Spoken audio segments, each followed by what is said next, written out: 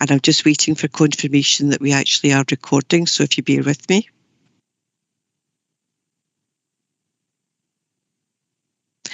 We're now recording the meeting, so with your permission, Chair, I'll take this adherent for the meeting of the Executive Committee of the 2nd of March 2022. Thank you. Councillor Allison, I see that you're at the meeting. Councillor Anderson is here, as is Councillor Bradley. Councillor Brown is at the meeting, and Councillor Chalmers is at the meeting. I have an apology from Councillor Convery. Councillor Carmichael, can you confirm that you're substituting for Councillor Convery and that you're at the meeting? Yeah, I can confirm that, and I'm here. Thank you. I see that Councillor Cooper is here, as is Councillor Corbett, Councillor Craig and Councillor Devlin. Councillor Dorman is also here, as is Councillor Fagan, Councillor Faulkner. Nothing from Councillor Faulkner. Councillor Hamilton, I see that you're here. Councillor Horsham is also here. I have apologies from Councillor Logan. Councillor McClymont, can you confirm that you are substituting for Councillor Logan and that you're at the meeting? I am. Thanks, Pauline. Thank you. Councillor Loudon, I see that you're at the meeting, as is Councillor MacDonald. I have an apology from Councillor McCreary. Councillor Lockhart, can you confirm that you're substituting for Councillor McCreary and that you're at the meeting? Yes, here I am. Thank you. Councillor McGuigan.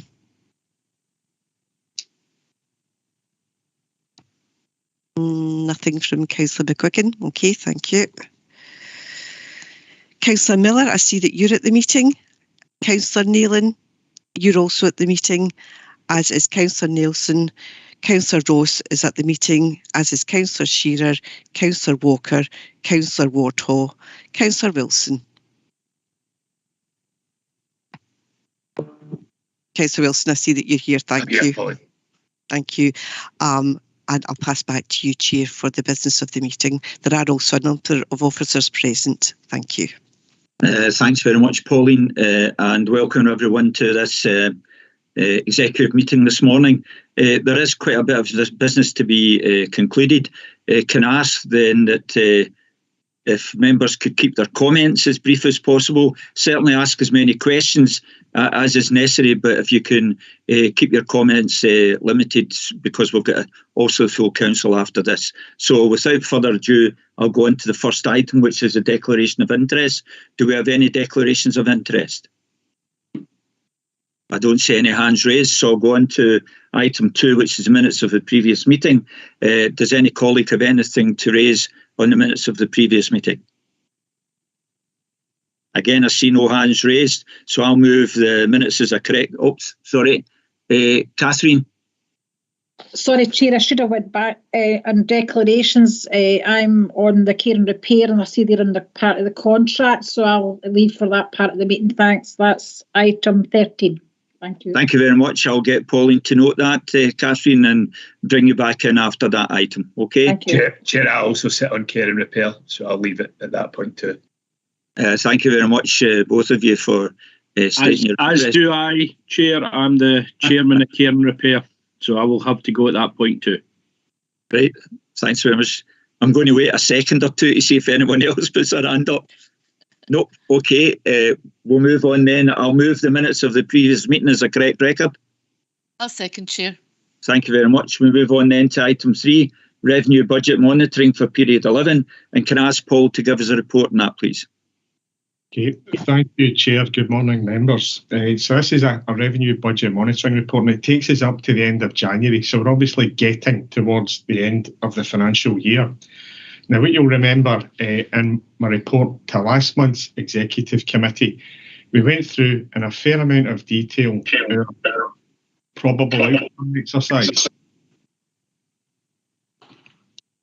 Okay. So I was getting a bit of interference there. I'll continue. We went through in the last paper a probable outturn exercise. So that included things like contributions to reserves, right, and the position at the end of the year. This report is a lot simpler and it's a lot shorter as a result, but it does start off by referring to that probable outturn position of £4.75 million that you can see at 4.1. And that, at this point in time, hasn't changed. If it does, I'll come back and report that to committee. What the paper does pick up is the position as it stands at the end of January. So you can see in section 5 and section 6, it goes through the position at the 28th of January, and it notes the position before and after transfers to reserves, and it also notes the position in terms of the level of COVID expenditure. So in terms of the overall recommendations in the paper, it looks for noting again of that probable outturn position, noting of the underspend position as it stands at the 28th of January, and also noting of the break-even position that we've got on the housing revenue account, and that's also covered in the paper as well. So, Chair, happy to take any questions. Chair, you're muted. I put myself on mute there because Paul said he was getting interference. I'm glad I'm the first one to do it today, so it makes it easier for everyone else. Can I ask if any colleague has any items of concern in this item before I move it? I'm not seeing any hands up, so I'll move the recommendations. I'll second, Chair. Are we agreed? Agreed. Thank you very much. We'll move on to item 4, which is capital programme, again for period 11. That's on pages 27 to 34. And I would invite Paul to speak on this again, please. Thanks. Thank you, Chair. Again, this is the capital report for the same period. It goes to the end of January. There is a small movement in the programme since the last report that we brought to the Executive Committee, and it's one adjustment, and it's just shy of £300,000, and that's proposed in Appendix 1. You can see that on page 30. And that is about the CO2 monitoring in schools and early learning childcare establishments, and there's a bit of background given there. So this is further money that's been allocated by the Scottish Government. The reason that we're bringing this adjustment is to make sure that we've got this included in the programme, and we've got approval to spend the money between now and the year end. So in terms of the overall recommendations, the paper looks for approval of that adjustment. It also looks for noting of the positions on the general fund and housing revenue accounts at the 28th of January, and you can see them in the paper as well. So again, Chair, happy to take any questions.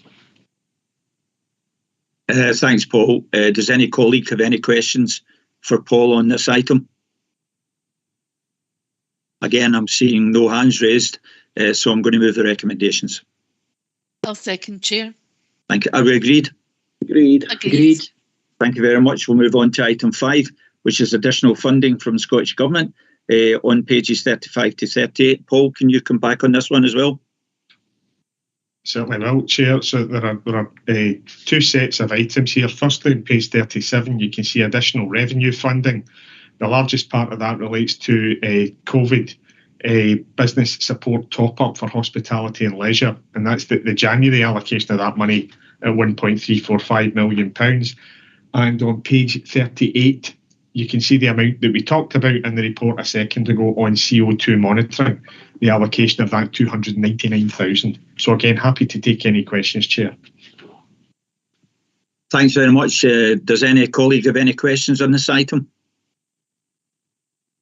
Again, I'm seeing no hands raised, so I'm going to move the recommendation. I'll second, Chair. Are we agreed? Agreed. Thank you very much. We'll move on to items for decision now. First of those is item 6, recommendations referred from the Education Resources Committee. These are on page 39 to 42. And can I have Carol Mackenzie speak to this, please? Carol. Thank you, Chair. Good morning, committee. So the purpose of this report is to seek approval from the Executive Committee with regard to a recommendation referred by the Education Resources Committee at its meeting on the 8th of February 2022, which was, with effect from 1st of January 2022, the Council no longer charges pupils who access a privileged transport place. So Section 3 gives some background information in the report that was presented at Education Committee. And to summarise, Education Resources has operated a paid privileged transport arrangement where there's been spare capacity in existing mainstream school transport contracts. And these spare places are allocated to children and young people using a set of priorities which are outlined in Appendix 1 of the original report. The Public Service Vehicles Accessibility Regulations 2000 PSVAR comes into effect in July 2022, and this makes it not lawful to charge for places in vehicles who do not meet these new regulations. And as not all of our school transport providers are able to comply with these new regulations, if the current model was to be continued, it would lead to an inequitable situation across the council where some families would be charged for privileged places and some would not. So given this position, it was recommended that all charges for privileged places be removed, and this would help our families who may be experiencing financial hardship and also fall into line with the current national free travel scheme for children and young people aged under 22. And the timing of this decision would mean that the council would have exceeded their duties in terms of the withdrawal of these charges significantly ahead of the date of compliance, which is July 2022. Members should note that any child who does require transport to school due to accessibility issues will continue to be provided with a door-to-door service which fully meets their individual needs. There's also no change to the way that privileged places are to be prioritised, and this paper simply deals with the removal of any charges associated with these places. Therefore, Education Committee recommended to this Exec Committee that the proposal for the Council to no longer charge for these pupils accessing a privileged transport place with effect from the 1st of January 2022 be approved, and I would refer members back to the recommendation in section 2.1 of the report. Thank you, Chair. Thanks, Carol. A welcome report. Does any colleague have any questions or comments to make on this report?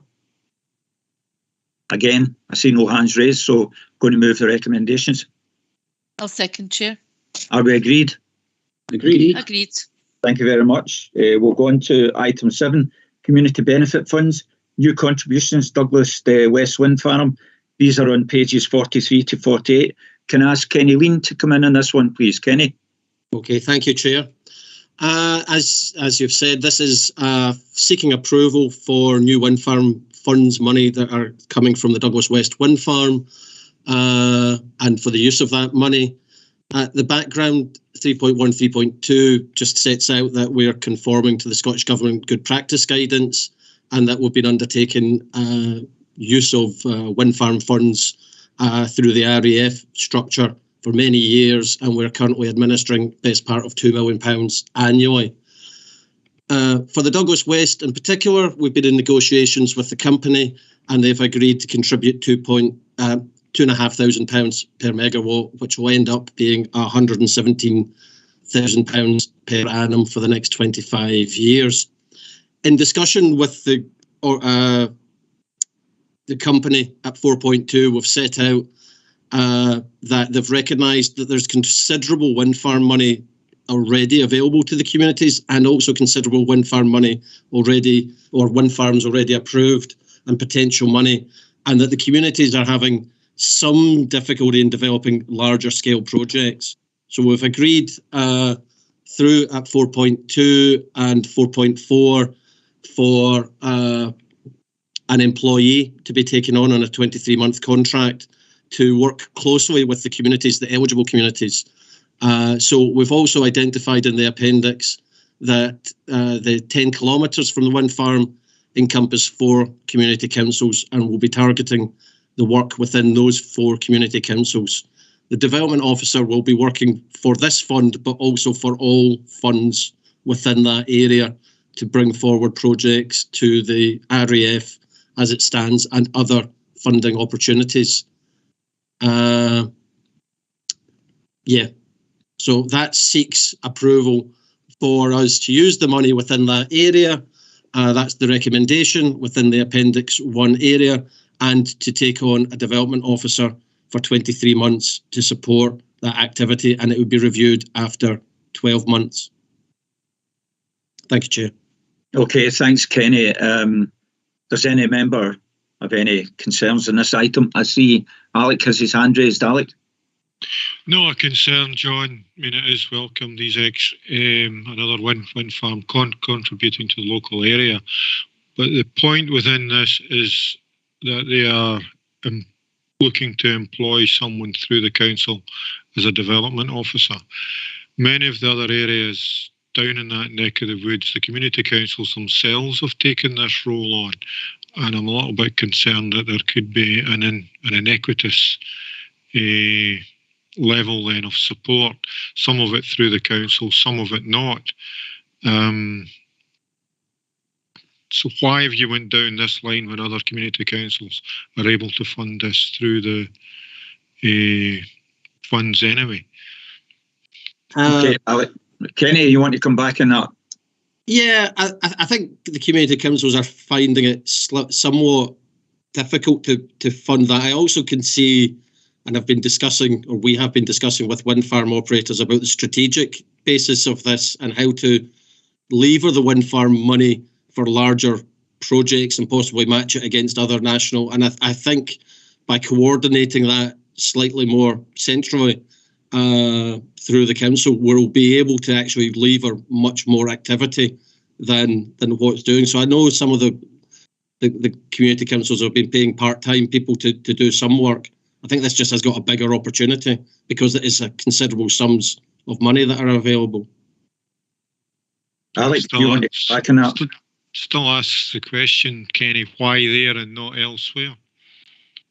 Primarily because the developer has come forward suggesting that they see a problem. They've been working in partnership with what they call the Hagshaw Wind Farm Cluster, which is a cluster of wind farm developers, to try and put a development proposal forward. And I think it is the pure concentration of wind farm developments that are down there and are in the pipeline, either approved by the Scottish Government or coming in the next 2 to 3 years. The actual approved, and this is wind farms that are currently approved, the volume of money and the scale of projects that could be developed is quite considerable.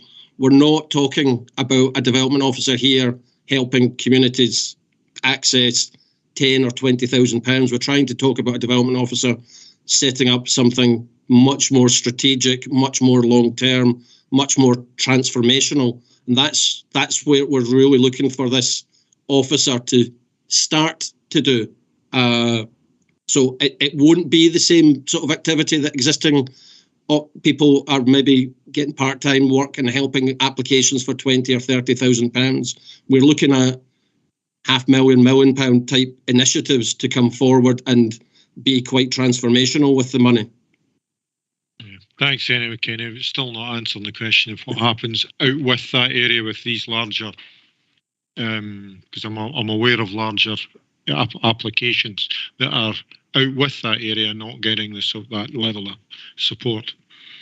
So it's not against what you're doing, it's the inequity of it. It's very much welcomed for that area.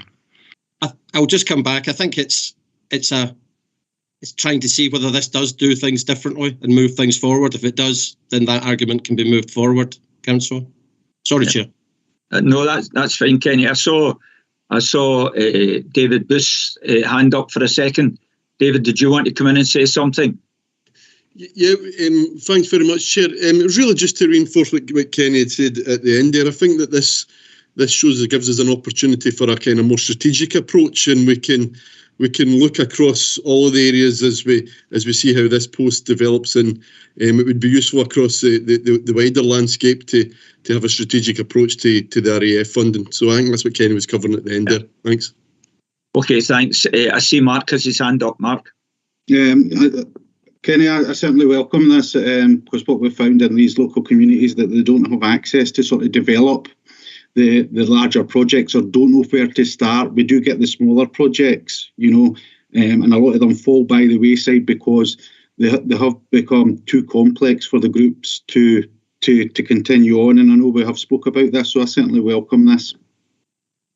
Thanks very much, Mark. I presume that any help we can give to local communities is where we should be at as a council. So I don't see any other hands raised, so I'm going to move the recommendations. I'll second, Chair. Thank you very much. Are we agreed? Agreed. Thank you very much. We'll move on to item 8, which is Community Benefit Funds, Renewable Energy Fund applications, Crawford John Public Hall, pages 49 to 52. And again, Kenny, if you can come back in on this one. Yeah, thank you, Chair. And it's possibly an example of what RAF has been doing and can do. And just an explanation of why this is coming to the executive and maybe not to community and enterprise. It's purely timing. We're seeking approval from the RAF for a grant of 124,000 for Crawford John Public Hall solar panels. The reason we need to do this just now is because they've already been out to tender. We've got accurate prices and they are time limited. So we're trying to seek approval so the project can go ahead. The points at 3.1 give the background of the RAF, which I covered slightly before. The application has come into the Council's RAF for a grant of 124,000 to a total project of 166, and the Council has been working with the group to put a funding package together. They came in with exceptional sort of background. They've already done solar panels with Tesla batteries for a museum project, the same people that are involved in this.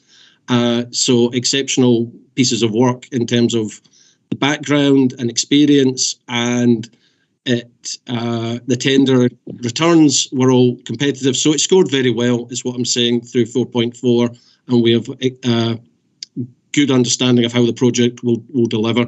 Given this time as well of rising fuel costs and everything else, it's a helpful project for making sustaining the community and reducing costs.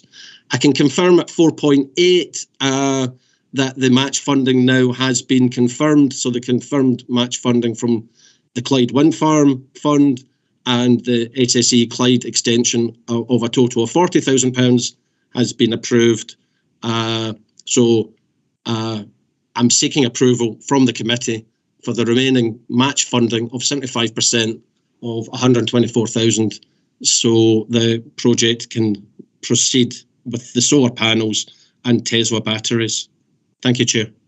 Thanks very much, Kenny. That's welcome news. Does any colleague have any comments? Alec, I see your hands raised.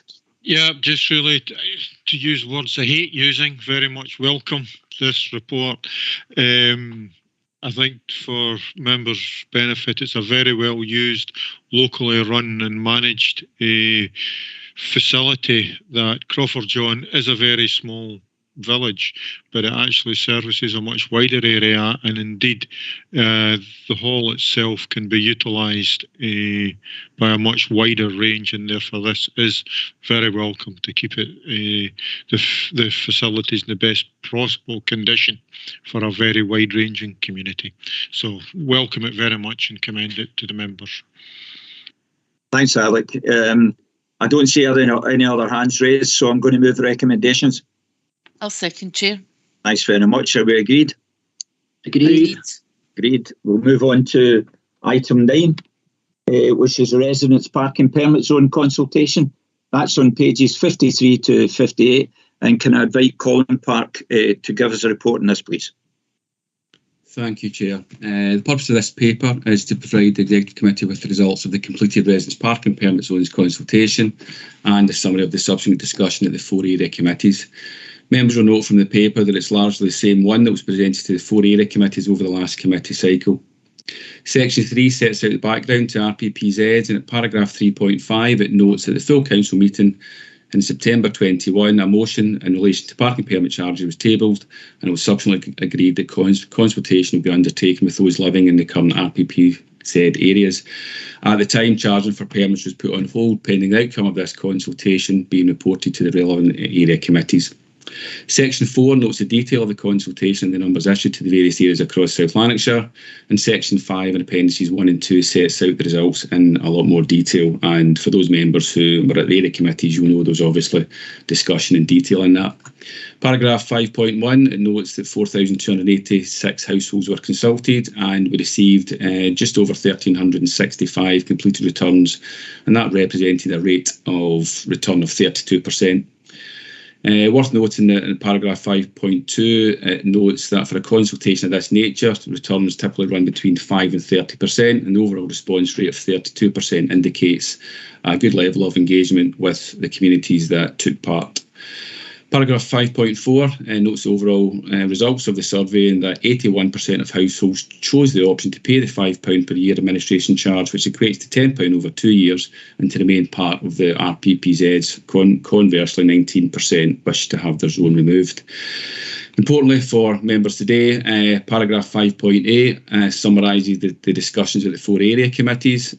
So just taking these in turn, the Cambuslang and Rutherglen Area Committee of the 14th of December decided that the findings of the consultation should be accepted, and that the council should continue to provide permit zones with an administration charge of £10 for the permits for 2 years, and that position be recommended to the Executive Committee. East Kilbride Area Committee of the 15th of December decided that they would note the results of the consultation and recommended that the Executive Committee should decide whether to continue to provide permit zones with an admin charge, and that followed a lengthy debate which included our request for information in relation to the cost of the consultation. That information has been since fed back to members in East Kilbride Area Committee and is also set out in section 7 of the report.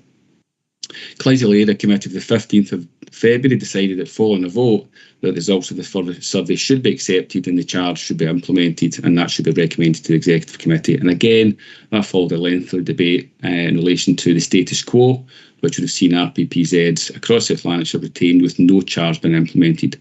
Finally, the Hamilton Area Committee of the 16th of February decided following a vote to take cognizance of the contents of the paper and accept the findings of the consultation, and that such position should be recommended to the Executive Committee. Again, a lengthy debate on the topic in relation to an amendment to instead note the paper and not provide a recommendation to the Executive Committee.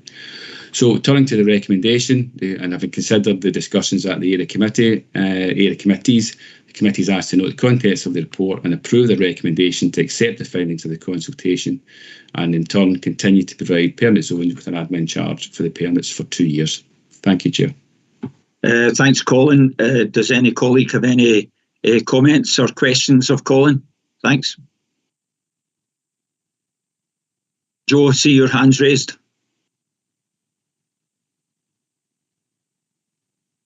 Thanks, Chair. If there are no questions, I would like to move an amendment to the paper.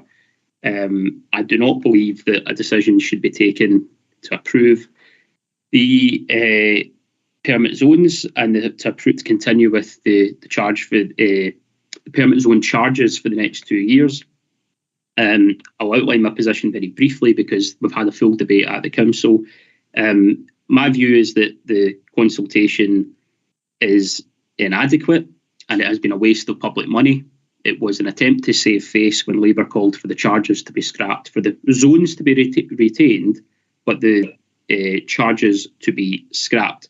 It is not a reflection on our officials that consultation was inadequate. It is a reflection on the limited options that the other parties were prepared to put before public, and it does not reflect the views of all those who've been in touch with their local councillors to object to the charge. On that basis, I have to say I think the consultation makes a total mockery of the council's commitment to so-called community empowerment, and having not been persuaded that the case has been made for a charge to be introduced, and for all the reasons that we outlined back at the full council in September, the Labour group would move that we do not continue with the charge. Thanks, Joe. Do you have a seconder? I'll second it, Chair. Thanks very much. I wonder if I can possibly maybe ask you a question, Joe, before we move to that. Can you tell me if you were ever aware that the members of the Labour group on the Road Safety Forum voted in favour of parking permit zone charges of £10 over 2 years? We're aware of all the discussions that have taken place at the Road Safety Forum, at the area committees. The point is it's the full council and the executive committee that makes the decision, and the full council and the executive committee is the place where this will finally be decided. And it's coming before the executive committee today, which is the decision-making body. And it was just another point, obviously as well, prior to your group voting in favour, at the Road Safety Forum. There was a report issued by Colin Park to every councillor, all 64, asking for comments on the road safety, the parking permit zone charges, in which one of the items asked to members to come back on was on actual charges.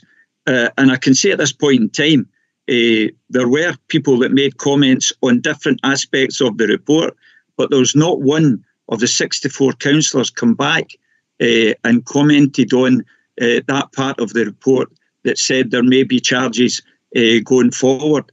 Not one councillor of 64, no one in the Labour group came forward at that time and expressed an opinion on charges being made. Just a comment, Joe. I thought it was a question. In response to that question, I could say that in the 2 or 3 years since that has taken place, 3 years, I think, since that has taken place, there has been extensive debate, repeated opportunities for the council to take a view at the Community and Enterprise Committee as part of budget talks. It was that decision of your council, your administration, to impose this on my constituents through budget talks, and indeed at the full council, and again here today. And at each of those opportunities where a decision has to be made, the Labour group have opposed the charge. Is that the budget talks that you refused to take part in, Joe? Is that the budget talks that the Labour group refused to take part in? Yes, therefore we are not responsible for the outcome of those budget talks and this appalling charge of my constituents. Right, thanks very much. I'm going to move to see with Councillor Craig has his hand up. Peter? Yeah, thanks, Chair. I mean, Joe's talking about budgets, and I think that's quite relevant under the circumstances. Just last Wednesday, we passed the council budget, and you're quite right, Chair. We passed that with the people, with all the groups, apart from Labour, who took part in the cross-party working group to come up with a budget which is suitable for the whole of South Lanarkshire. And every group, no group got everything they wanted, but between us all, we managed to achieve a budget which we all accepted was good for the people of South Lanarkshire. The Labour group, however, did not take part, deciding to go away and do their own budget. And in good old Jerry Convery style, I have the document that the Labour group put in front of us. And in that, there is no mention of car parking charges being withdrawn in their budget or the compensation that they would have to put in place to do it. So that was a week ago, not 3 years ago, not 2 years ago, a week ago. They were not considering the financial impact of putting in the policy which Joe Fagan's putting forward today. So from my point of view, and I'm sure from a lot of other people's point of view, this is no more than blatant electioneering on behalf of the Labour Party. And if they don't want to take part in discussions, and they don't want to, they could have raised this at the budget group. They walked out, they didn't want it, and they didn't even put it in their own budget. And I remind them all just now, that was their choice not to put it in. It wasn't a compromise. It was pure Labour decision making that didn't put it in the budget process. And yet they've got a bare face to come to this committee now and try and push it through. No way. You'd really need to grow up, and you really need to take account of the people who we've asked about this, and they've agreed to it, and you have to take account of them. So I will certainly not be voting for the Labour amendment. Thank you, Chair. Thank you very much, Peter. Richard? Thank you, Chair. Yeah, I find it very difficult to understand that as a road safety forum where there was cross-party discussion and agreement to bring it back to this stage and then for something else to come forward. As a Conservative group, we agreed with it at the Road Safety Forum. We will agree with the paper here today because that's what was discussed and that's what was agreed at the Road Safety Forum. If that was the case, then why have the Road Safety Forum in the first place and all that piece of work that the officers and everybody else carried out at the same time? I think the only concern we had as a Conservative group was that these charges would then begin to rise year after year. But that takes us back, Chair, to the discussions we have as a cross-party working group. And that's where the discussions would happen. So, you know, as I've said to our group this morning, the £10 is not a substantial amount of money, but it's what the people want from what I can read, and it's what they need. But as I say, the only concern we had as a group is that that £10 would rise. But again, that's where we would have those discussions at a cross-party working group in a sensible and educated manner. Thank you. Thanks, Richard. Robert? Yes, thanks, Chair. I must confess I'm astonished we're in this position with the Labour Party. The administration, to be fair, have bent over backwards to try and accommodate their thoughts on this one. There's been the consultation exercise that's taken place. The consultation has come back with a pretty overwhelming response, frankly, from which to base any decision-making. And Joe's been waxing lyrical about what's been imposed on his constituents and this, that and the other. And I had to look back at the paper to see, what are we talking about? We're talking about £5 a year as a charge. Now, this is hardly the stuff of dictatorial impositions on constituents. This is a sensible administrative charge to deal with the costs of putting in place the residence zone arrangements, which are and sustaining them, which are in the interest of the local people, which are supported by the consultations, by the people concerned right across the board. I cannot imagine what the Labour group are at. This is not a matter of big principle. This is a matter of well, I don't know what it is. I don't actually think we'll actually gain anything from this, to be quite honest. But as has been said, this ought to have been dealt with in a much more satisfactory way through the budget on some other way. This is not the way to deal with it. It's all about nothing very much. And frankly, let's get on with it. Let's get the thing decided and let's move on. Thanks, Robert. Margaret? Yeah, very eloquently put, Robert. I totally agree with you. The opportunity was there at the cross-party budget meetings for all parties to raise pertinent points, and we all had give and take round that table to do the best possible for our constituents. The Labour Party chose to stomp off from that, and now they're taking every opportunity to blame the cross-party budget negotiations for the outcomes that are now forthcoming. I'll be certainly supporting the paper as it stands, and it's about time the Labour Party get their big boy pants on and started to behave themselves and come to meetings and stop complaining about everybody else when they're the actual culprits in all the matters. Thanks very much, Margaret. Joe, I see your hands raised again. Yes, I just wanted to ask a question because as the Labour Party were not party to the roaring calamity that was the cross-party budget talks of last year, we are therefore not responsible for the roaring calamity that was the budget talks of last year.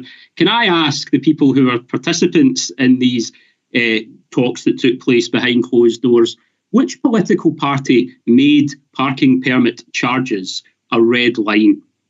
Which political party was it that insisted on these charges being part of the budget? Because I have to say today I've heard from the leaders defend it, and fair play to the leaders for defending it, but can I tell them their councillors on the ground are running a mile from it?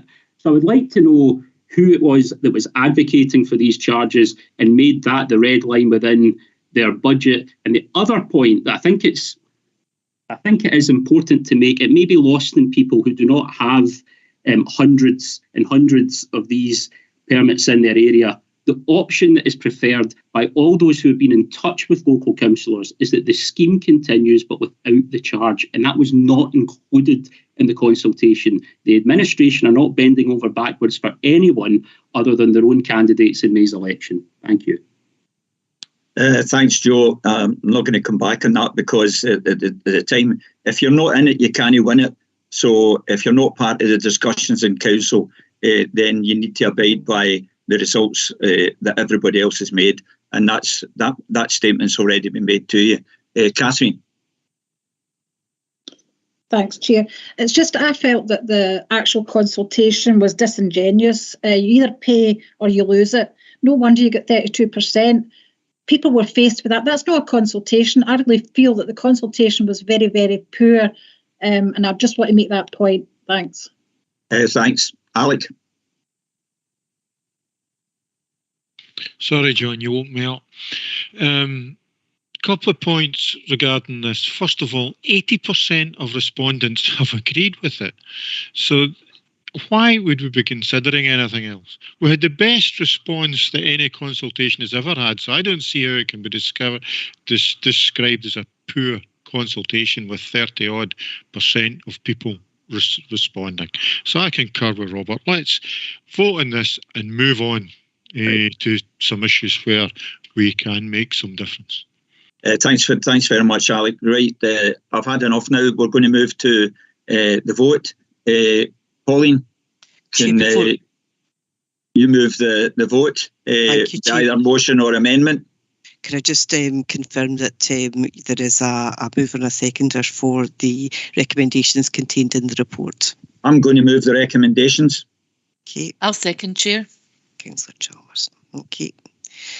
The motion is proposed by Councillor Ross and seconded by Councillor Chalmers is that the recommendations in the report be approved. I'm just double checking with Councillor Fagan that the amendment is that the parking zones continue, but there be no charges for those parking zones. Could I just confirm with you that that's correct? That's correct. That's moved by Councillor Fagan, seconded by Councillor Devlin. So I'm going to go through members, and if you would state your preference for the motion, amendment, or if you choose to abstain. Councillor Allison. Motion. Councillor Anderson. Motion. Councillor Bradley. Motion. Councillor Brown. Motion. Councillor Carmichael. Amendment. Councillor Chalmers. Motion. Councillor Cooper. Motion. Councillor Corbett. Motion. Councillor Craig. Motion. Councillor Devlin. Amendment. Councillor Dorman. Motion. Councillor Fagan. Amendment. Councillor Faulkner. Amendment. Councillor Hamilton. Amendment. Councillor Horsham. Motion. Councillor Lockhart. Motion. Councillor Loudon. Motion.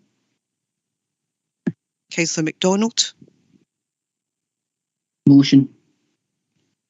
Councillor McClymont. Amendment. Councillor McGuigan. Motion. Councillor Miller. Motion. Sorry, I couldn't get that unclicked. Councillor Nealon. Motion. Councillor Nielsen. Motion. Councillor Ross. Motion. Councillor Shearer. Motion. Councillor Walker. Amendment. Councillor Wardhall. Motion. Councillor Wilson. Motion. Is there anyone whose name I haven't called out? Okay, thank you. I'll just tally that up now.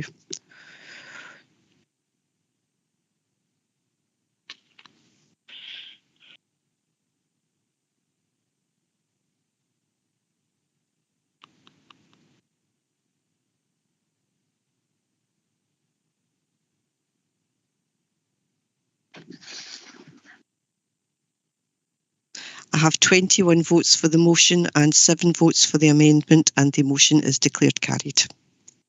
Thank you very much, colleagues. We'll now move on to item 10, land and property transfers and disposals, pages 59 to 62. Can I have Danny Lowe on this report, please? Danny. Morning, Chair. Thanks. This report this morning seeks approval from committee on 4 land and property transfers, the first of which relates to the former social work facility at McWhirter House in Larkhall. And we've been presented with a wee opportunity here as there's been a forecast underspend this year in the take-up of Scottish Government new housing grant across South Lanarkshire. And we're looking at ways in which we can increase our own grant claim so that monies aren't lost to the area and redistributed elsewhere. To this end, then, we're proposing to purchase this site for the HRA at this point in time, following which we'll work with colleagues in social work to develop proposals for the site, which will include consideration of housing with care models, and which will keep elected members engaged with throughout this project development. The second proposal in the paper is for the transfer of Montrose House in Hamilton to the Corporate Land Bank so that we can then take forward the marketing for its disposal.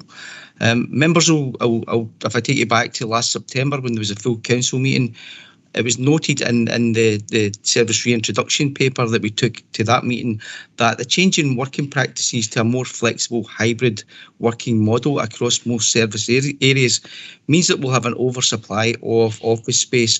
And this is simply the next stage in improving the efficiency of our office accommodation estate and reducing property costs.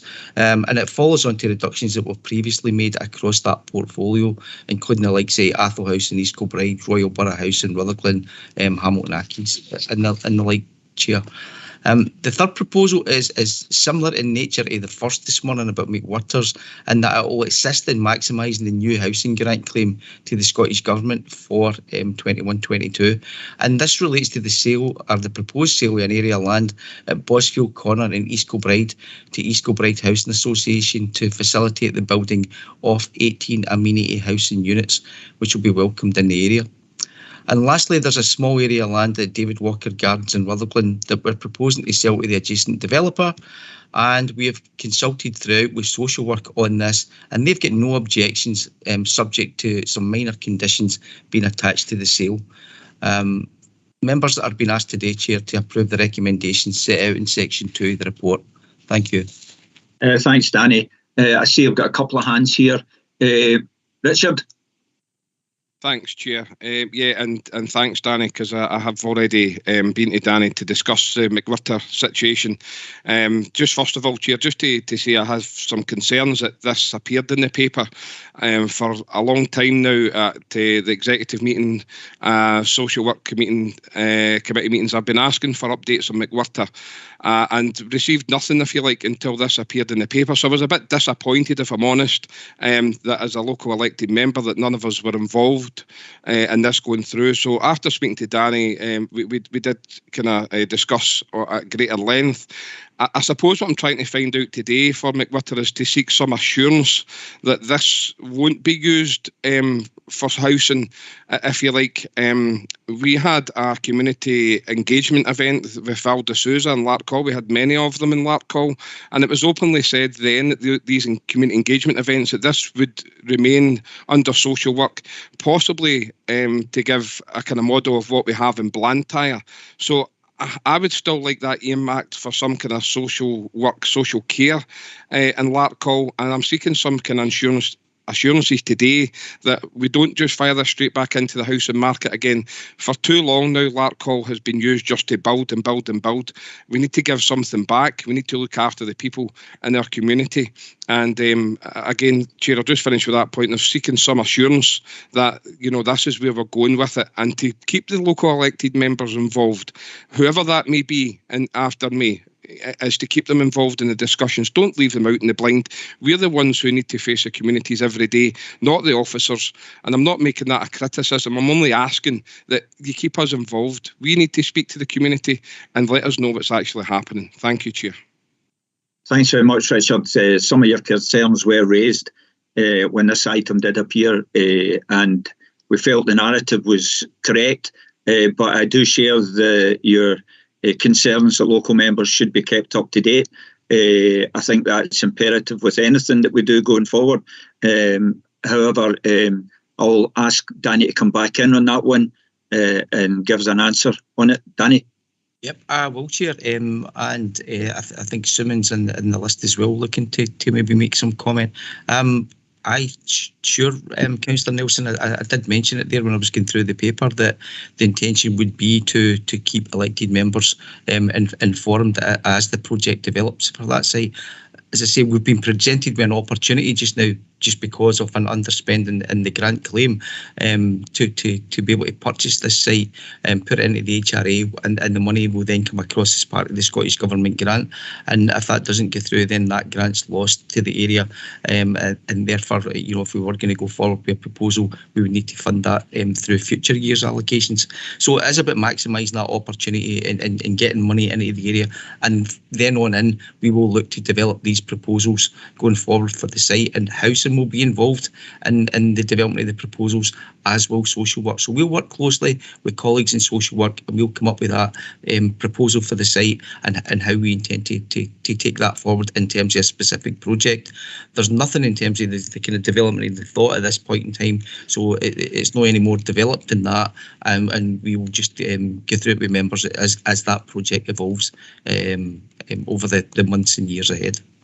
Thanks, Danny. Can I ask Suman if you would like to comment? Suman? Thank you, and it's very much to build on Danny's point. So I appreciate Councillor Nelson's kind of reservations and issues that have been raised here.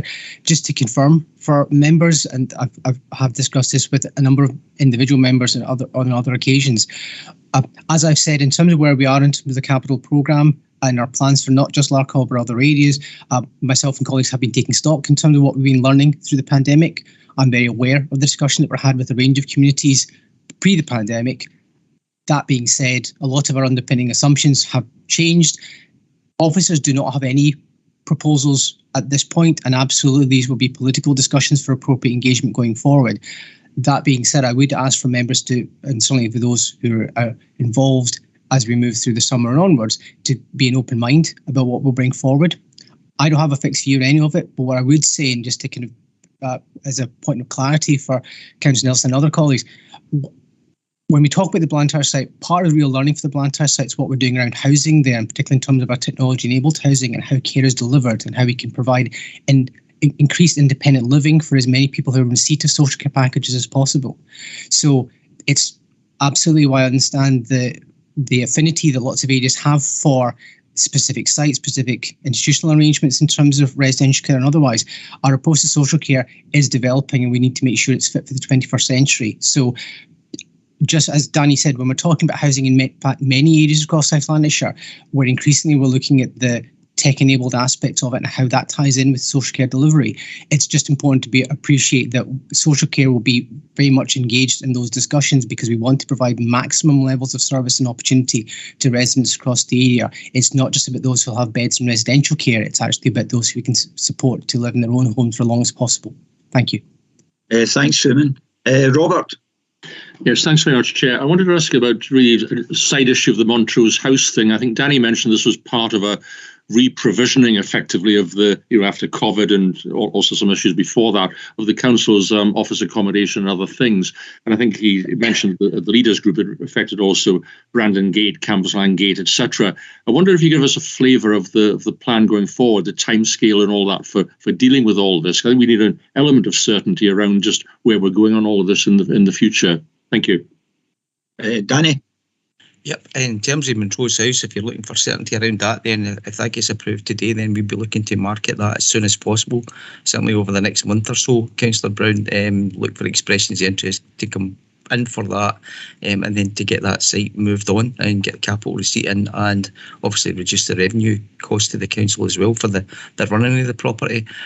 We are constantly looking at our portfolio. Again, I would touch on the fact in the past that this is nothing new for us to do this. Hybrid working is just the next stage and us continuing in our review of office accommodation. And again, I will take you back that, years ago then we did have Athol House in East Kilbride was a big part of our portfolio. We had we had Royal Borough House in Rutherglen as part of it. Only last year, the year before, then we removed Hamilton Accies for the portfolio. So it's about constantly trying to adjust in terms of what our customers are looking for in terms of access and services, and also what our service needs are. So myself and Joanne Forbes are working really closely with each of the service areas just now as they continue to work up and develop their hybrid working models, and we're adjusting the accommodation to suit that, and we will make further adjustments, I'm sure, going forward as well in terms of our remaining portfolio. And if that means that we can remove some of the properties that we lease in the future, or we make better use of our portfolio, which then frees up space, such as what we did in South Fennel a few years back when we leased out a chunk of the space within that to DWP, then that's arrangements we will make so that we can minimise the cost to the council of our office accommodation. So it's very much work in progress. Robert? Yes, thank you very much. That's fine for the moment. Okay, right. Andy? Thanks, John.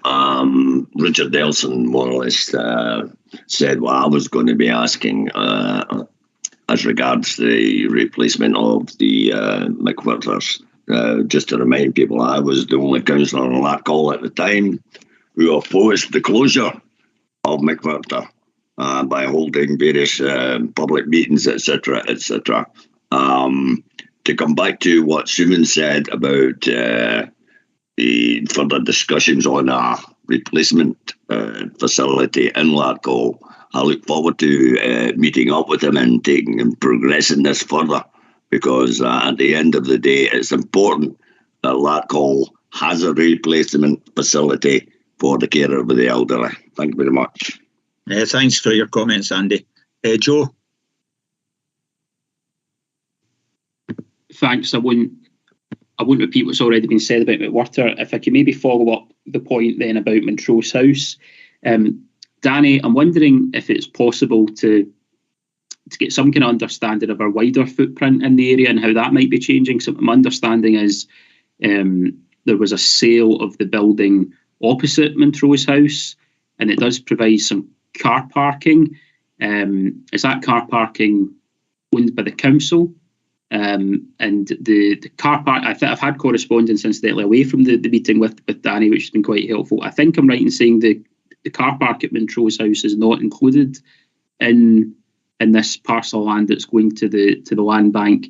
The reason I'm asking that is really just to make sure that we still have adequate parking facilities, because I know that there's change proposed at the other side of the building.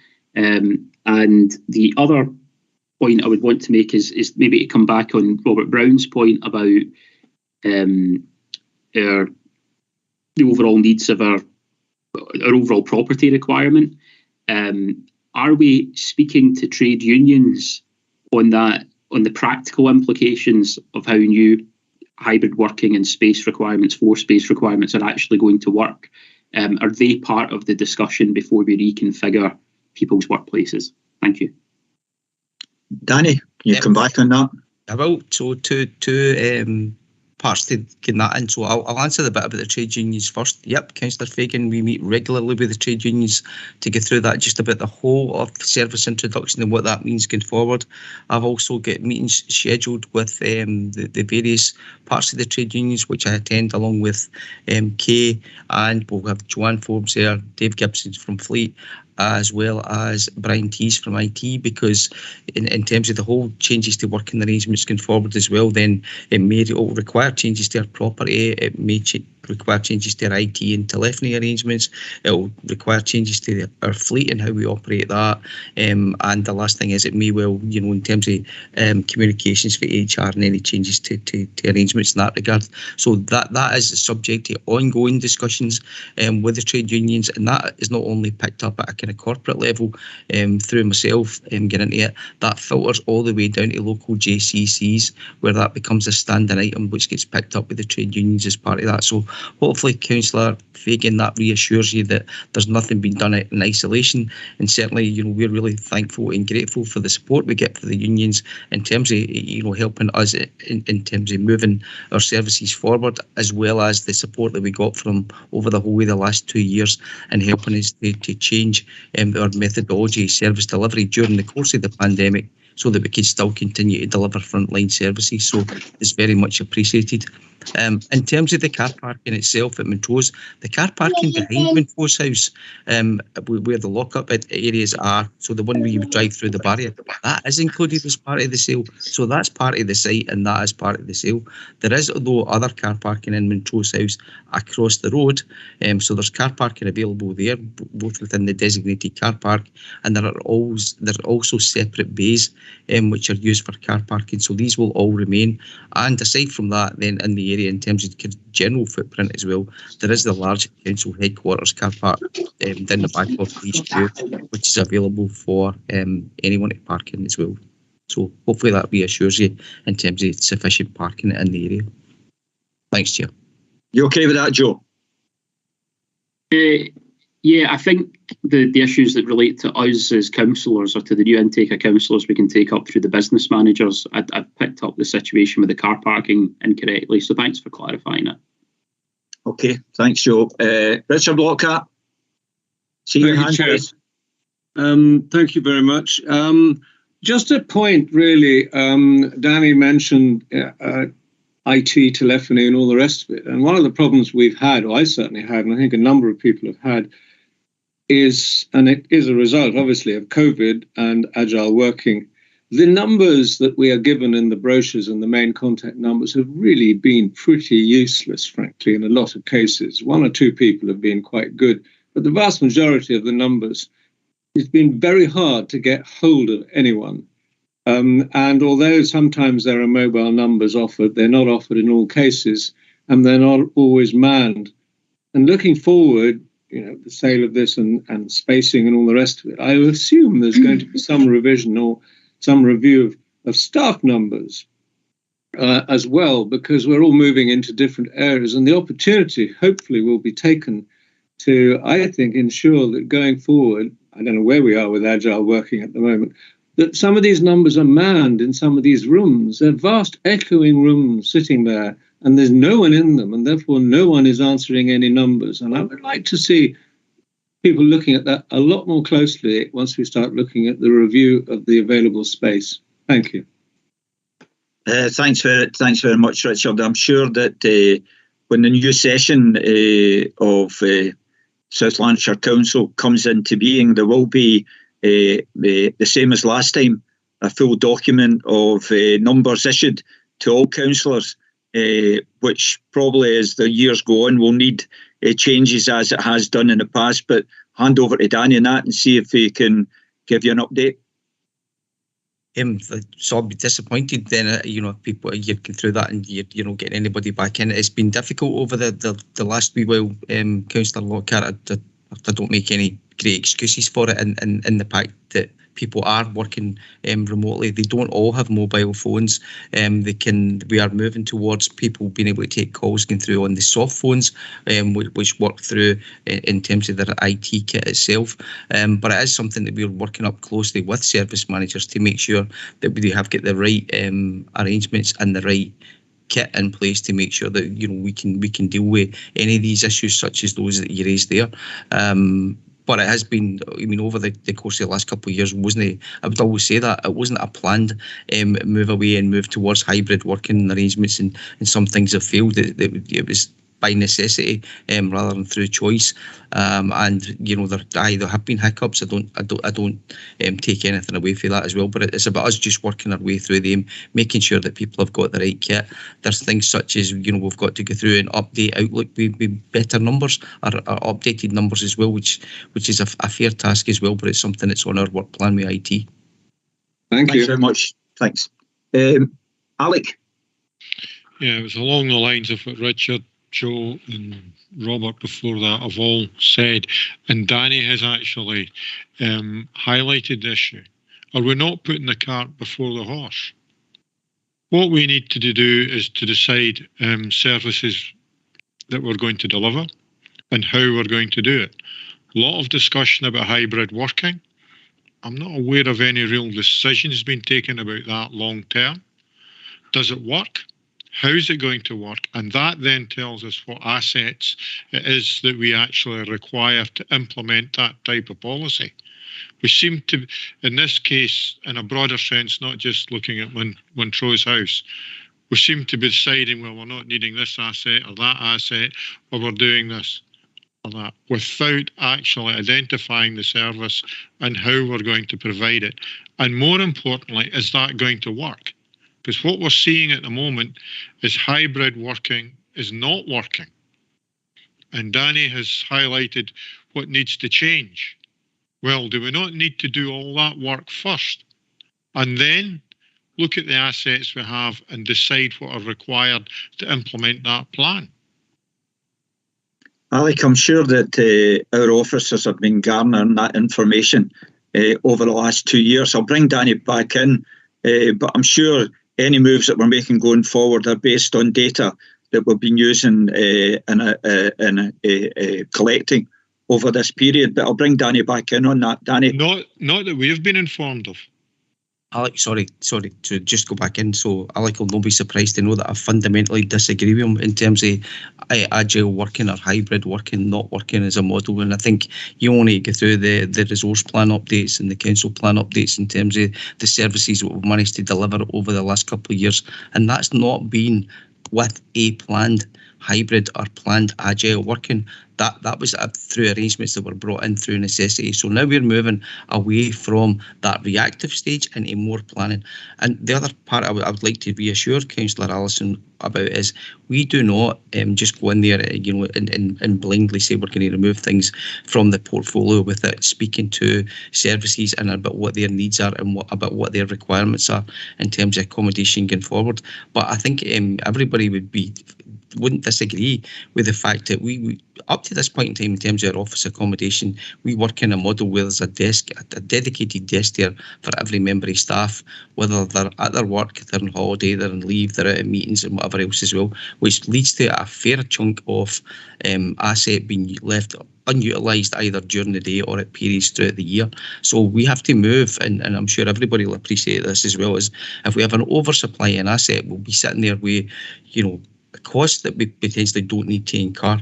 You've got future investment in properties that you may not need to spend on as well. So it's about that constantly, and it's a constantly evolving picture that we work non-stop with services. So we engage with services all throughout the years to see what it is they need in terms of delivering going forward. We adjust their accommodation and adjust their floor space. Then we look at opportunities in terms of the wider portfolio, and I gave you some examples earlier a couple of times about some of the buildings that we've managed to remove from the portfolio up to this point in time without any negative impact on service delivery. So hopefully that reassures you as well that this is not taken, and these decisions are not taken without a fair review of service delivery. Councillor Allison. Thanks very much. I see there's a number of hands raised. I said earlier, try to keep ourselves to questions rather than comments. So with that in mind, can I move on to Peter? Thanks, Chair. I don't tend to be long. I'm just Councillor Nelson's comments earlier about the consultation that took place. Excellent consultation and including quite a lot of the Larkhall community. So what came out of that was the McWhirter home. I was, again, like Councillor Nelson, I was quite surprised to see this coming on the agenda. But again, I asked for some clarification and I got it. So I know that the community expects something from social work NHS within the area. I'm complimentary to Danny Lowe for managing to secure some extra funding that will allow this to go ahead. Suman's quite right. We've got a lesson to learn from the Blantyre site, and whatever we build in Larkhall should be complementary to that. So it was just, I get the idea that it was a bit of a surprise, but I'm very glad it's happening. At least we're more assured that something will start to happen very soon. So thanks very much, Chair. Thanks. That was all comment, Peter, and no really a question. Thanks very much. Alan Faulkner. Thanks, Chair. I'll have a bit of a comment as well, because obviously these are executive meetings and that's what we're about as a council, is open and frank discussion. And Suman might not be aware of this, but I've continually heard the use of the words asset. It was continually pointed out to the IJB that McWhirter Home is the same layout and care facility as Muir Park Home in View Park, North Lanarkshire, who are our partners in the Lanarkshire Health and Social Care, who use it for step-down facilities as well as respite quite successfully. We went ahead and built a £10 million white elephant in Blantyre with 20 beds for people who have been clinically assessed for discharge from hospital, when we had an asset there, McWhirter Home, that could have coped admirably with that, as the example in Muir Park there. I think it was a disgrace, and I know Suman wasn't here at the time, but we had Val done it, and then we see it's going to cost £1.6 million to staff a 20-bed unit for people who have been assessed as clinically fit for discharge. I think we need to tell the public that one. Thank you. Your comments are always welcome, Alan, although I disagree with them entirely. Good to see you. Maureen. Thanks, Chair. Can I just get Danny to clarify something? Maybe I missed it. When you're trying to go back to the car parks in Montrose Crescent, are we talking about both car parks in Montrose Crescent have been sold and will be transferred over into the corporate? No, I'm trying to look out my window again here just so that I can get you a better description, Councillor Devlin. So the car park that if you went up Montrose and then you go through the barrier and you come in the back of the building, then that's part of the site. So that would be part of the corporate lunch bank. The car park, which is across the road next to the Vaseline building, so the car park on the right hand, that's not getting sold. Not so included. That's fine. That remains there, and that will be operational for us for you. Right. No, that's fine. I just wanted that clarified because I didn't quite get it. And I think the other thing that we should flag up, we talk about the car parks down at Begford Street and things like that. You forget that whole area was all part of a redevelopment plan further down the future. So there will be drastic changes with parking within the headquarters area. Thanks for that. Thanks, Chair. Thanks, Maureen. Margaret Walker.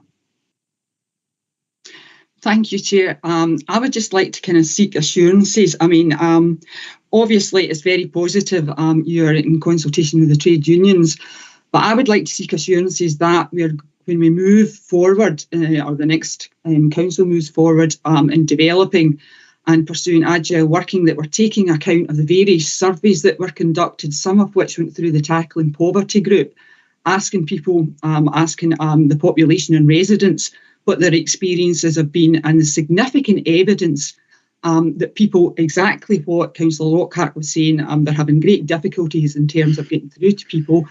They also want to have a greater number of face-to-face services that they've got at the moment. Yes, they realise the need for them and the work that was done in providing those services, that many people, and I think it was particularly the housing paper, Danny, that was submitted to Tackling Poverty group, expressed a desire to have more face-to-face services, particularly in relation to, for example, Money Matters services in Cambuslang Gate. That was discussed at the last Cambuslang Community Council meeting, particularly considering the difficulties in terms of the cost of living that people are going to be facing in the coming months, unfortunately, that are going to be greatly exacerbated. And there's a large body of evidence out there from our residents and the population that they want access to a certain amount of face-to-face services. Yes, most people accept it's not going to go back 100% to the way it was, but this is not just about buildings. It's about taking account of the views of the people that we're here to represent, and we're all here to serve. And I would like assurances as an elected member that that evidence is going to be taken account of. I mean, there's been various surveys that I have seen, many of which, as I say, went through the Tackling Poverty group.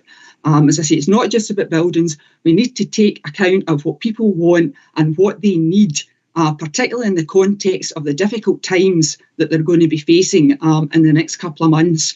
And also, I appreciate consultation with the trade unions, but I'd also like assurances that the staff themselves, because they're the people that are on the ground here, on the front line, so they will know better than anyone what the difficulties are, both for them and both for the population and the residents of South Lanarkshire. So I'd like assurances that the trade union are having regular meetings with their staff as this is moving forward, and that they're having an input into this.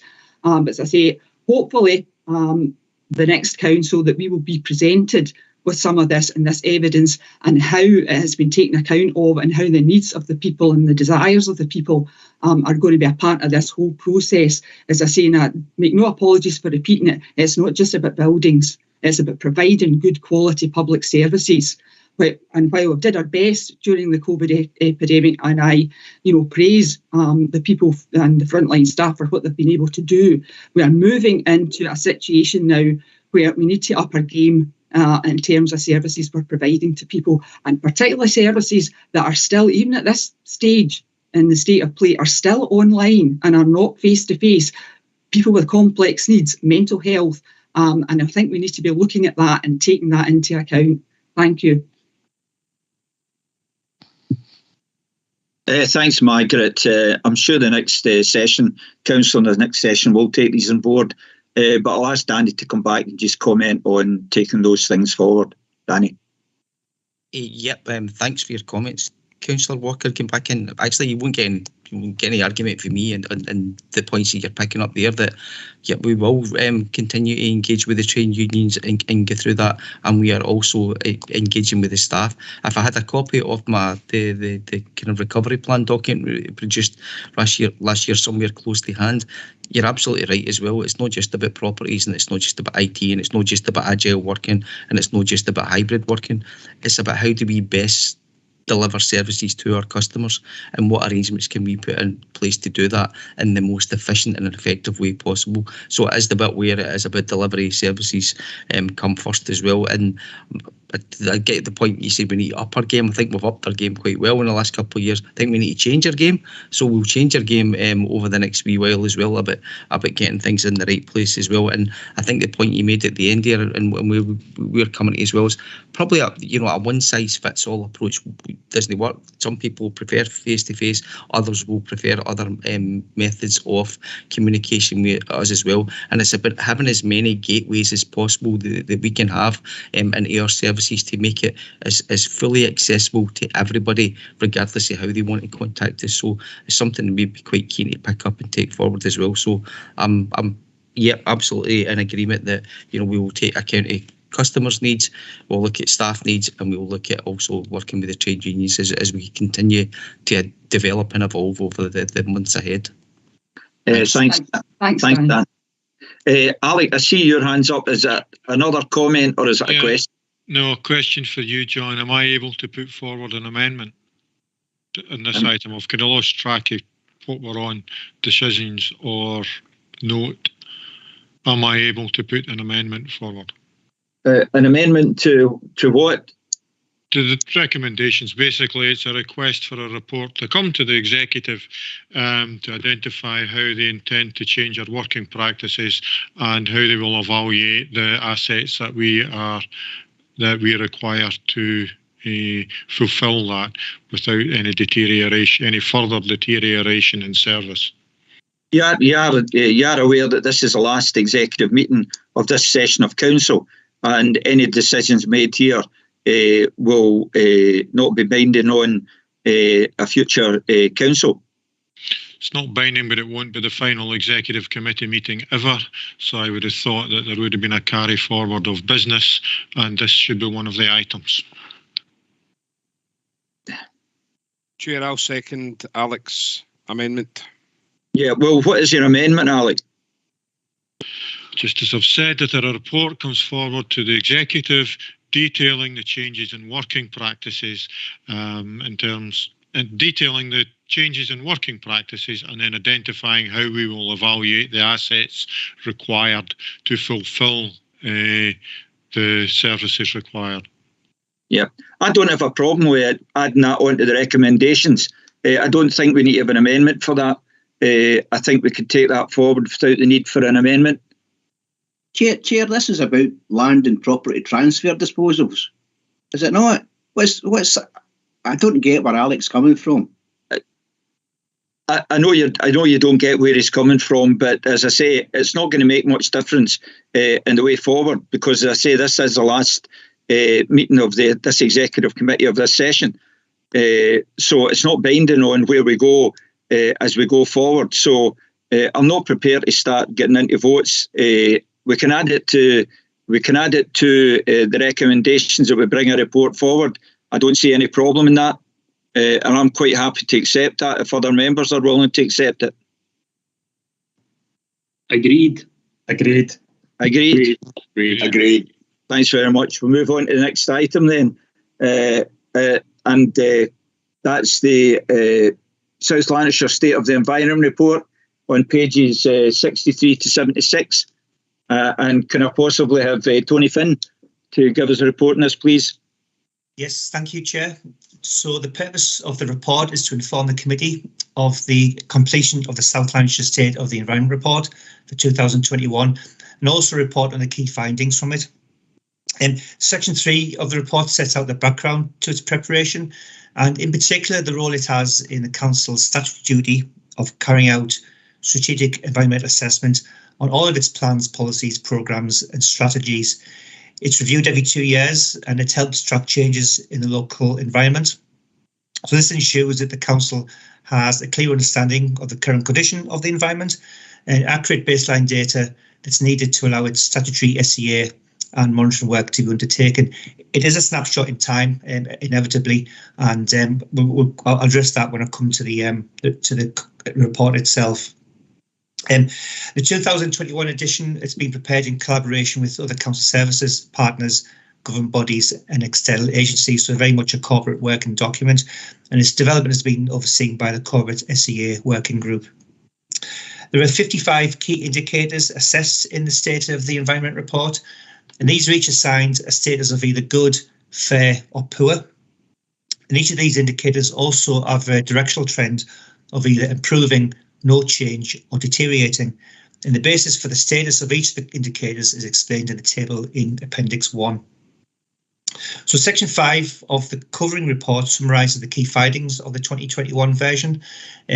Before describing these outcomes, I think it's worth highlighting that in general terms, the COVID-19 global pandemic has had far-reaching impacts on South Lanarkshire across a number of environmental considerations. These are particularly related to people and their health, local air quality, waste services and climate change. So the State of the Environment reports provides an initial insight into these impacts, and this will be developed and assessed in the next version as more data becomes available. So just look at some of the key outcomes of the 2021 version. 43.6% of the key indicators had good status, and 12 of these had a trend that is improving. So these include an increase in life expectancy and our renewable energy capacity, a decrease in traffic congestion, and also a reduction in our overall greenhouse gas emissions. However, 5 of the indicators with a good status show a deteriorating trend. Now, these include waste generation and management, airborne nuisance complaints, which are related to noise and odours, and the number of train passengers using our railway station. And we believe that the deterioration of these indicators can be attributed to the impact of COVID-19. 41.8% of the key indicators have a fair status, and 7 of these have an improving trend. These cover a wide range of issues, including improvements to our woodlands, green space and recreational land, remediation of contaminated land, and also improvements to local air quality. However, 5 of those indicators with a fair status are falling into the poor category. And these relate to a continuous drop in bus patronage, environmental deprivation and recreation, an increase in noise complaints, and also a reduction in the number of rivers achieving high or good overall status. Finally, 14.6 of the indicators are judged to be of poor status. Of these, 3 are improving, and these include an increase in active travel, long-range pollutants, and flood risk. There's one indicator, however, which has a poor status and a deteriorating trend, and this, worryingly, is the number of alcohol-related specific deaths, which have increased significantly since the last iteration of the report. Appendix 2 shows the change in status and trend for the 2019 report, and these are highlighted in yellow in Appendix 2. And they extend to 17 of the indicators. Now, many of these are a result of the COVID-19 pandemic and measures put in place to protect people during that time. So the closure of the waste recycling centres during lockdown led to a reduction in recycled waste and an increase in fly tipping. More people were obviously working at home, which led to an increase in the number of complaints about noise and airborne nuisance from the surrounding environment. But positive outcomes from the measures include the reduction in traffic emissions and congestion as people complied with stay at home. And this in turn led to an improvement in local air quality. There's been continuous improvement in 11 indicators. This includes life expectancy, greenhouse gas emissions, and walking and cycling. But we have, at the same time, 11 indicators that have a deteriorating trend. And these include, as I said before, alcohol-specific deaths, waste, noise, and public transport use. So overall, Chair, the committee is asked to approve the State of the Environment Report 2021 and thereafter publish it and share it across the Council and to relevant Council partners and external agencies. So I'll hand back to you, Chair. Thanks, Tony, for that report. Does any colleague have any comments to make on the report? I see no hands raised, so I'm going to move the recommendations. I'll second, Chair. Thanks. Are we agreed? Agreed. Thank you very much. We'll move on to items for noting. Capital Programme, Clyde Bridge Replacement Project, pages 77 to 80. And can Paul please give us a report on this?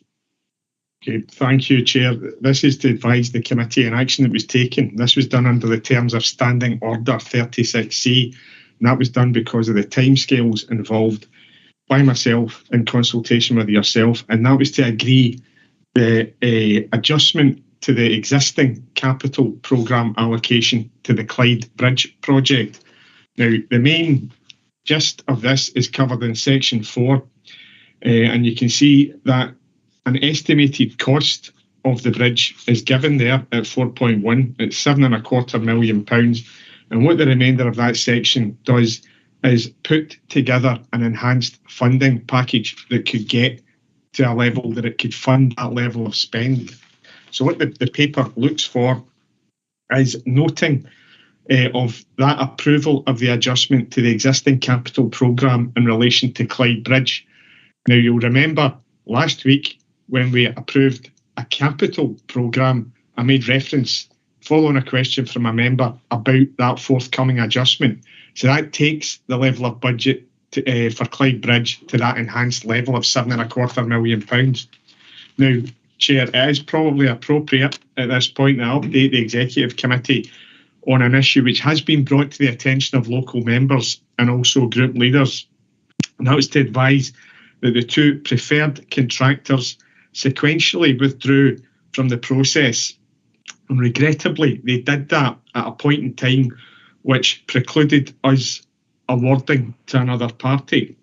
Now, what I would stress is that officers did everything possible to get a contractor appointed on that project. And at present, officers are continuing to work flat out to get a replacement means of providing the bridge underway. So, as you say, Chair, it's a report for noting. Thank you. Thank you very much, Paul. I understand the circumstances surrounding this. Does any colleague have any questions of Paul? Alec, I see your hands raised. Yeah, sorry, Chair. I'm not sure really what to say about this because it is not a council problem fault this time that things have fallen apart. For members' information, prices plate steel went up by 20% on Monday, £200 a tonne. That will significantly affect what's happening here and probably indicates why a lot of the subcontractors have pulled out. What it also shows is that things are changing very quickly, and therefore when we're working with the council there is a lot of process that has to follow, and that is perhaps hindering us more than anything at the moment. For instance, I think it was in early autumn when these tenders were actually received. Changes since then have been significant. And I think I would like to ask that every opportunity is taken to get this to happen and as quickly as possible. Does that mean that we need to give Cleland a permanent 36C until this is sorted, or how can we get it forward? Because we have to wait continually on committee to take a decision, on a process to go through. We are going to lose out because situation is changing far quicker than we are reacting. And it's not a criticism, Cleland, it's an observation. And I did forward some information to you yesterday for someone who may be able to help us. I don't know whether they can or not. But is it possible to circumnavigate many of the things we've had to do to get this to happen quickly? Yeah, I'll bring Cleland in on that. Cleland. Yeah, thanks very much, Chair, and thanks to Councillor Allison. We did have that discussion yesterday. I suppose the only upside of Council going into recess in a pre-election period is that the Chief Executive has certain powers, so I don't need really a permanent 36C, but as group leaders will know, I always exercise those powers in consultation with group leaders, and I would propose to do that as officers try to find the best, quickest and most effective way to deliver this project, because we're absolutely clear this is a project that needs to be undertaken. But hopefully that gives a reassurance to all members today. Thanks. Thanks, Cleland. You happy with that, Alec? We're doing everything we can, and I'm available any time up until Purdah to do all we can to get this bridge built as quickly as possible. I thought if giving you a shovel and a cement mixer speeded it up, I would give you one. And I would probably take it. Okay. Alan? Thanks, Chair. It's just, are we due any compensation for the contractors who withdrew at such a late stage? Cleland? Yeah, just to say, no, we're not due any compensation. I am aggrieved at the fact that they withdrew after we accepted their tenders, and that they hadn't withdrawn earlier if they'd found that they were unable to honour those tenders. The only thing I would say in balance that there is a pecking order in this, and I would imagine that those contractors have been impacted by subcontractors in turn not being able to honour the packages that they offered to the principal contractors. As Councillor Allison has mentioned, this is an incredibly fluid market at the moment. It shows no signs of settling down. But yeah, I've got a petted lip, Alan, that this was done right at the death. That then meant our flexibility was limited. But no, we're not due any compensation. Thanks. Okay. I don't see any other hands raised. I'm going to move the recommendations. I'll second, Chair. Thank you very much. Are we agreed? Agreed. Thanks very much. We move on then to item 13, which is notification of contracts awarded.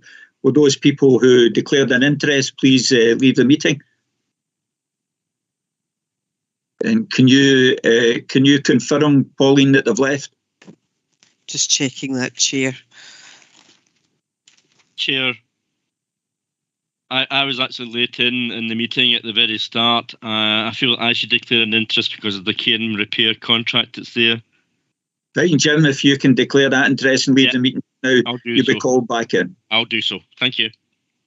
So we shouldn't have Councillor McGuigan, Councillor McClymont shouldn't be here. Neither should Councillors Wilson or Shearer.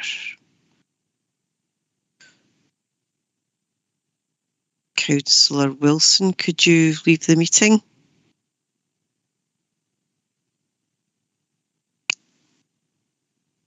Still have Councillor Wilson at the meeting.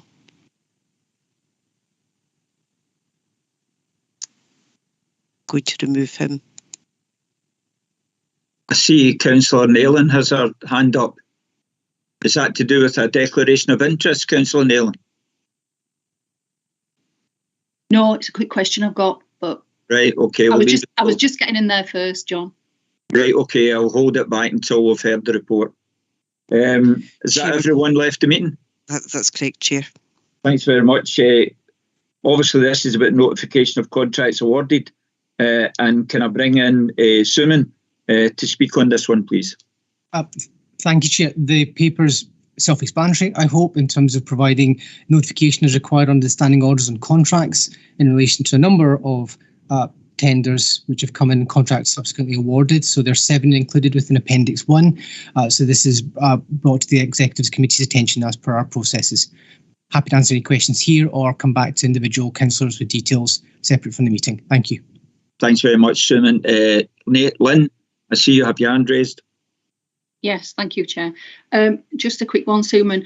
I just noticed that O'Cloughlin have been awarded a contract that's in excess of £2.75 million.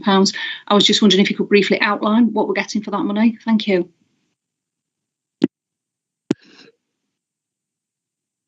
Suman?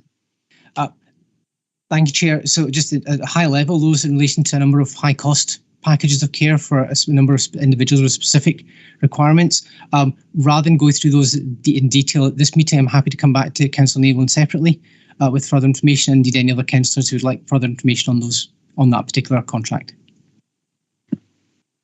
Thank you. Lynn. Okay. Thank you. Might be an idea to circulate, Suman. Thank you. Okay, Alan. Councillor Faulkner, you're on mute.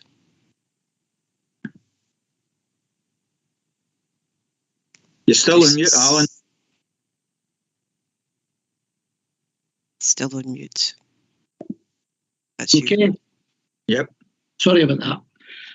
There's another question about Auchlacan. My experience of that, Auchlacan's a residential care facility, which is quite costly to be in.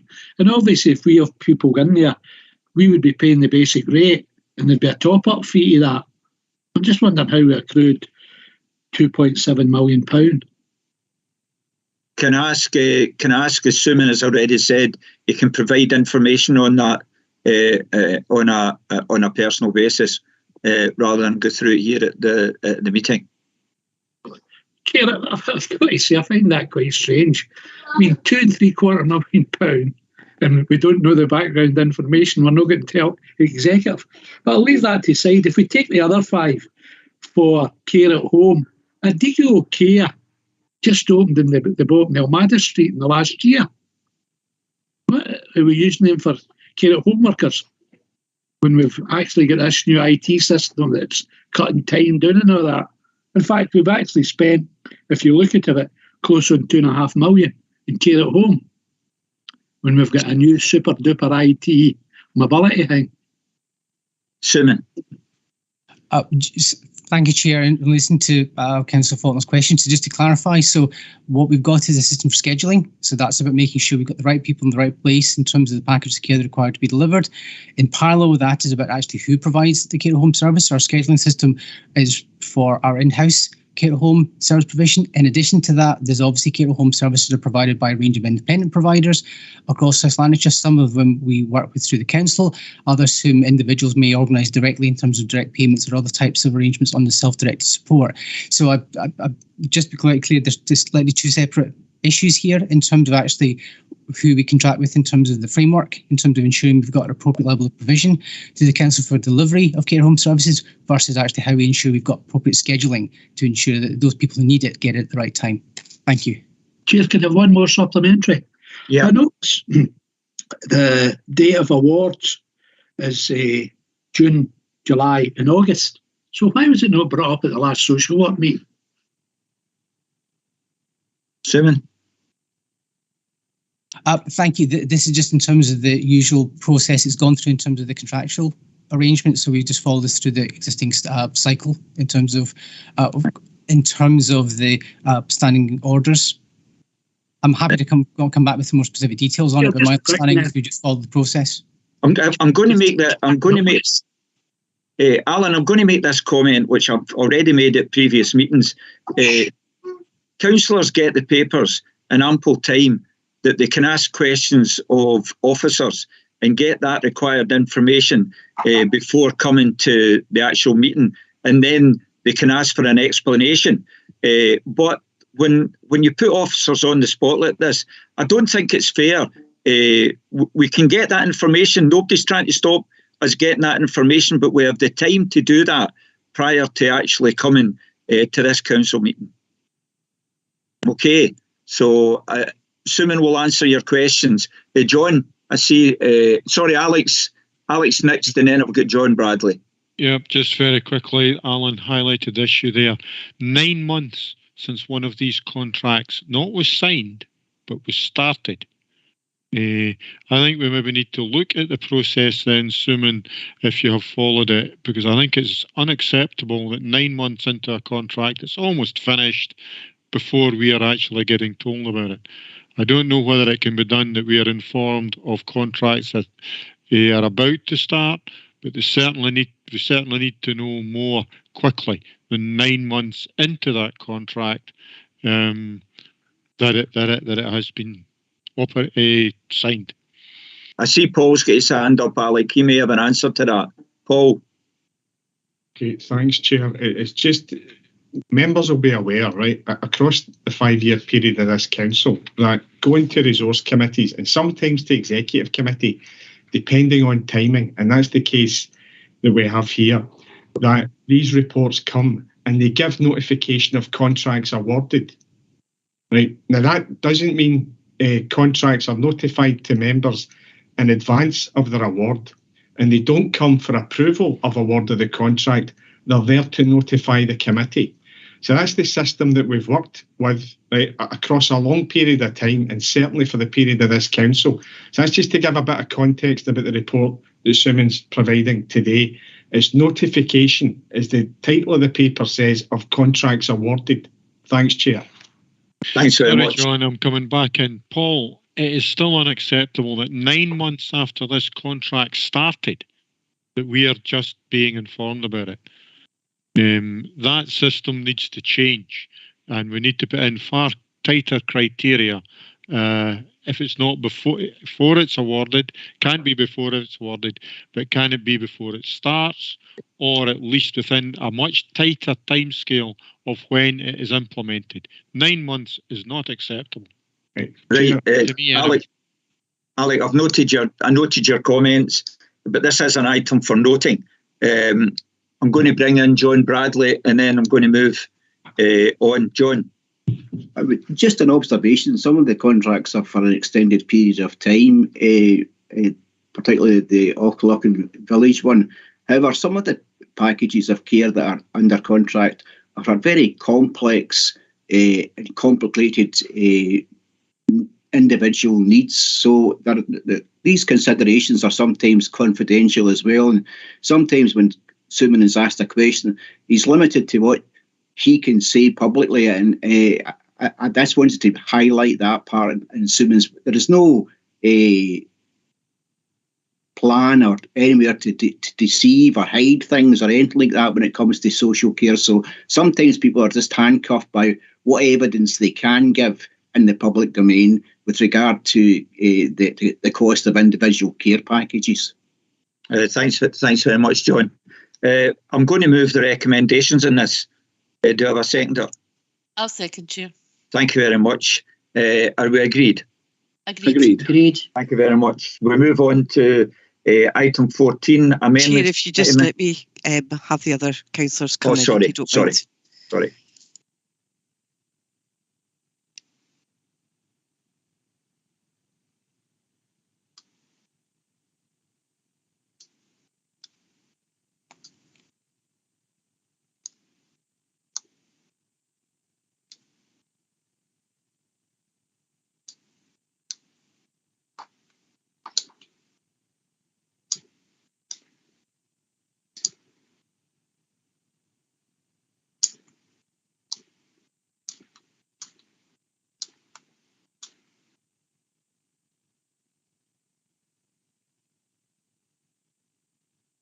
Once they've all been invited back in, just to double check that they are.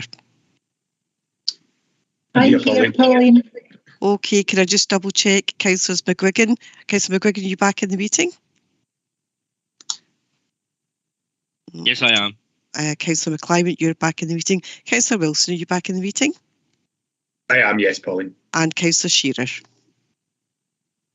I'm here, Pauline. Thank you. Thank you very much. Okay, we'll move on then to item 14, amendments to committee memberships. Dash Geraldine to give us a report on this, please. Thank you, Chair. This report reflects a decision that was taken under Section 36C of Standing Orders to allow a vacancy on this committee to be filled in advance of the committee date. And the vacancy was Councillor McAdams stepping down from the committee, and she was replaced by Councillor Walker, who is attending today, and Councillor Walker's place as a substitute to the committee was also filled by Councillor Cowie. Thank you, Chair. Thanks very much. I see Councillor Anderson has his hand up. John? Thanks. Through you, Chair. And in the spirit of openness and transparency, would the leader of the Labour group like to explain why he's taking such a bizarre decision to remove Monique McAdams from the last executive committee meeting of a 5-year term? Was his decision taken with the best interest of the residents of South Lanarkshire in mind? Or was it taken in the best interest of Joe Fagan's power struggle, which has been raging within the East Kilbride Labour Party for many years? And also through you, Chair, can I ask if Joe, through Joe's eyes, if Monique is no longer fit to sit in this committee as a Labour representative, does he think she's fit to be a representative of the Labour Party at any level? Thank you. Thanks, John. I'm not sure if Joe wants to come back on that. Joe? I don't wish to discuss it, and it's. I don't think it'd be appropriate to discuss. Okay, thanks very much, Joe. Alan? Sorry, Chair. I think John's a bit of a cheat when we look at the recent tribunal judgment, which Peter Craig was involved in. He's removed somebody for the chair of the LLSC. Thanks for your comments. Maureen? I was just a way to say the business of the Labour group is the business of the Labour group, and it's not for John Anderson to make any comment or any other member of any other political party. Thanks, Chair. Thanks, Maureen. Yeah, can I just clarify? I never made a comment. I simply asked a question, which obviously the Labour Party have got something to hide that I don't want to talk about. Thanks, Chair. Thanks for your comment, John. Gerald, Joe, I see you've still got your hand up. It's a legacy, Chair. There's nothing. Okay, thanks very much. Geraldine? Sorry, Chair, I was just going to come in there to say it's routine for business managers of other political parties to put forward changes to groups, and then they are brought forward to committee for consideration. We don't always get a reason when these changes are put forward. Thank you, Chair. No, I can understand that.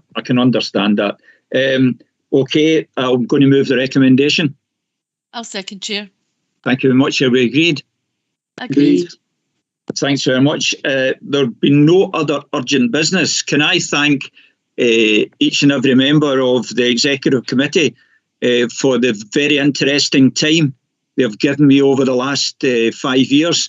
And I wish them all the very best in whichever route they're following, whether they're standing for re-election or whether they're going in another direction. Thanks very much for taking the time to be on this committee and being so passionate about your individual routes to council. So thanks very much, and I would deem the meeting closed at this point. Thank you very much. Chair, can I ask if we're getting a comfort